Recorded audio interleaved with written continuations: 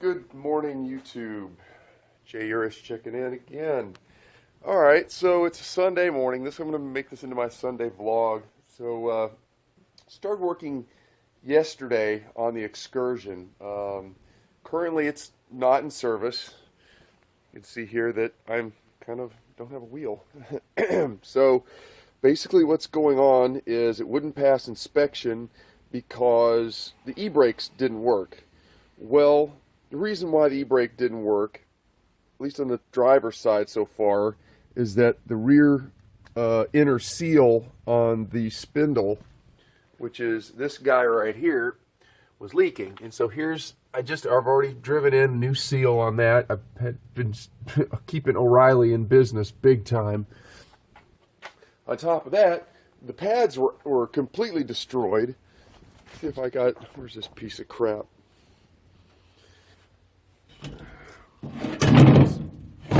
Light. See here. I don't know if it even shows up in video. This just ate this thing down past any surface. This thing just looks like the Grand Canyon. Can't even really see the side, but you can see because video is so one-dimensional. But in the whole inside, this is the emergency brake. This is a disc.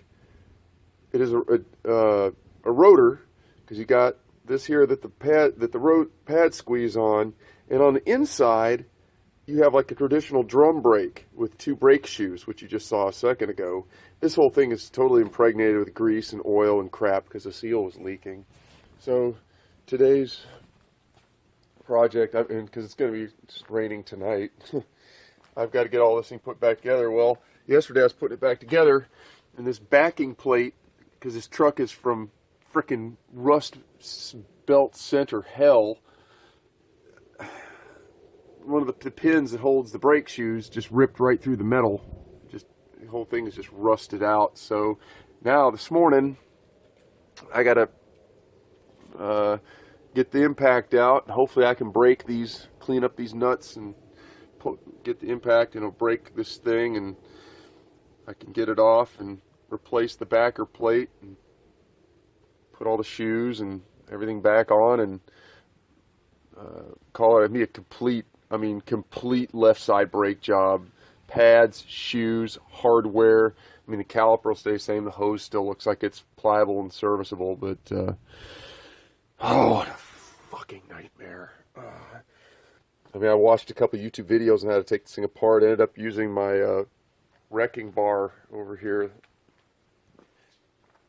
to pry the spindle off. I keep calling that thing the spindle.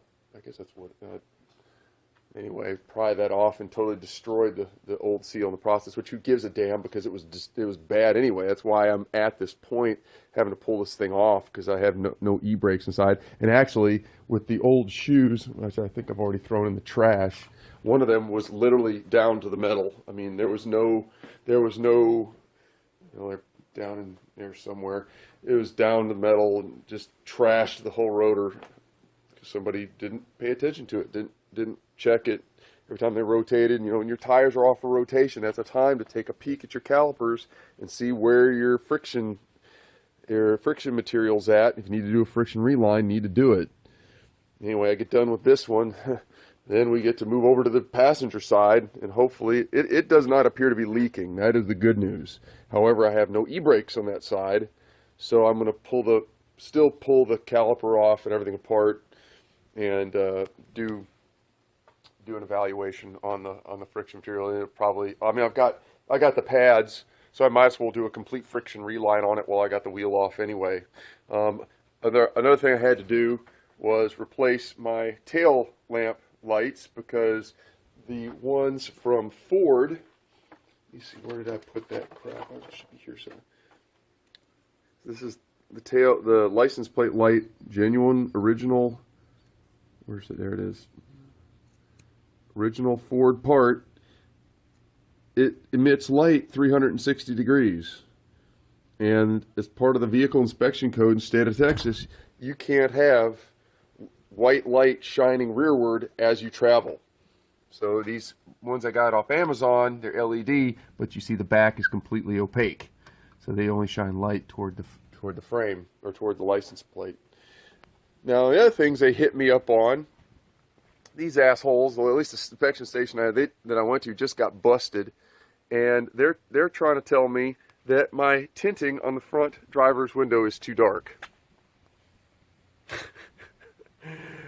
Bullshit. It is not too dark. Not even a little bit. It's passed 3 times since I bought this truck. Or, yeah, 3 times when I bought it from Missouri.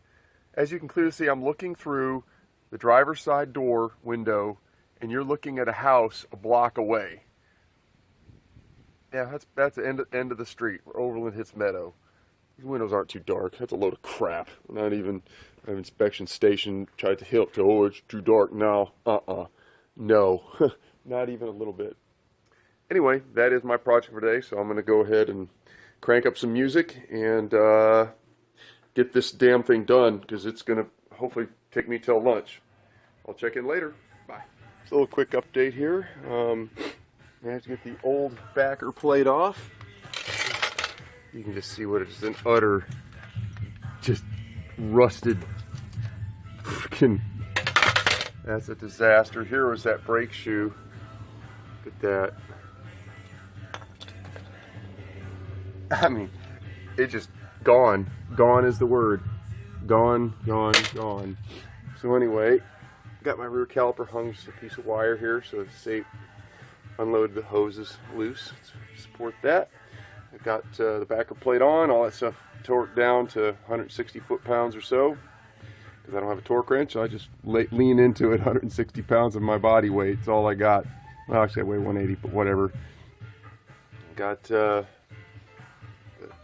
drum brake adjuster all the way in. What my plan is, there's just no way, accessing this from the back is just not even realistic. I don't know what stupid ass Ford was thinking. So the way I'm going to set this up, I'm going to do a cleanup on this, and then throw the spindle on and the bearings and everything, and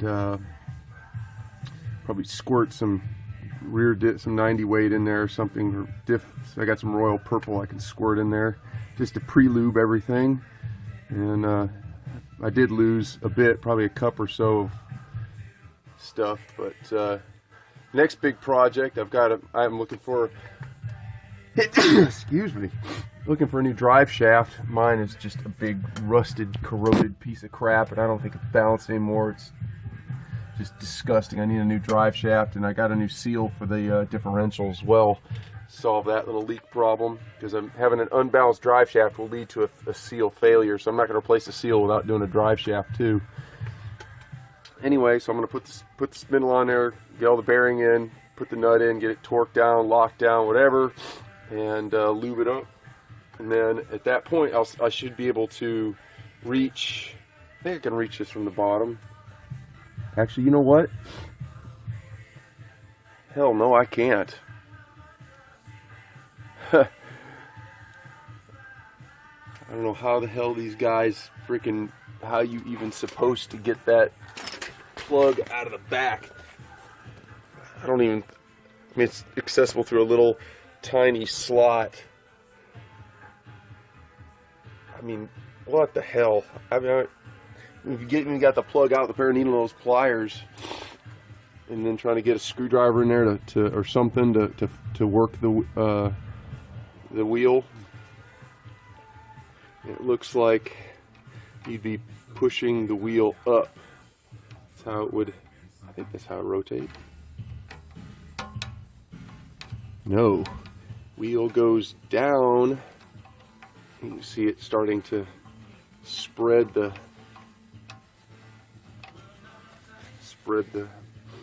drums a little bit. Focus, bastard.